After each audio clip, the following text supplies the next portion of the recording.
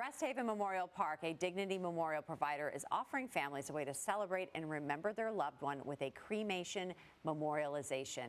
Joining us here in studio is Will Obert to tell us about it. Great to have you here. Thank you for having me. What exactly is a cremation memorialization?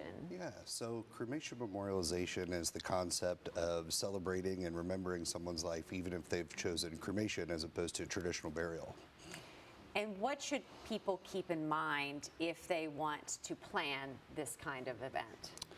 So cremation, as we've seen, has become increasingly more popular, and what we've noticed is that a lot of people, or the majority of folks who choose cremation, don't really know what their options are. You know, it doesn't have to stop at, when I pass, you pick me up, cremation takes place, Right. take me home, throw me into the cupboard kind of thing. Yeah. You know, you can still have those very meaningful, personal, and carefully thought out professional services, just as you would for a traditional burial.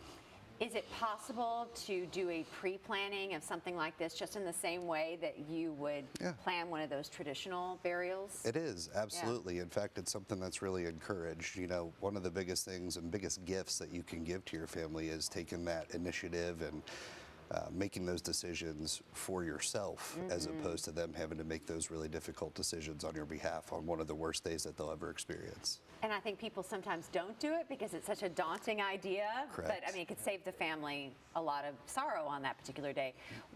If you're going to do something like that, what do you need to bring with you, or what is that like, and to anticipate how long that takes? Well, it's not as daunting as a lot of people think. I think you all make it pretty easy. We do. We try, and it's much easier to have the conversation now as opposed to on one of those difficult days with your loved ones. And they don't really need to bring anything, just an open mind, you know, and the desire to take those steps to protect your loved ones. Absolutely. Are there popular routes that people are taking when it comes to these memorializations that you're seeing more and more? There are. What's beautiful about it is there's no right way or wrong way to celebrate a life. So it's really just up to you and what your personal preferences are. And what added things can you add to that memorial service? Really just about anything. Flowers, music. It doesn't have to be at the funeral home, doesn't have to be at church. You know, it could go to a park, or we could look at an event space. And there's a lot of things that you could do in the cemetery as well. That changes the whole feel of it when you can do it wherever you want to. But thank you for coming in and telling us more. To get started, just head to dignitymemorial.com/details.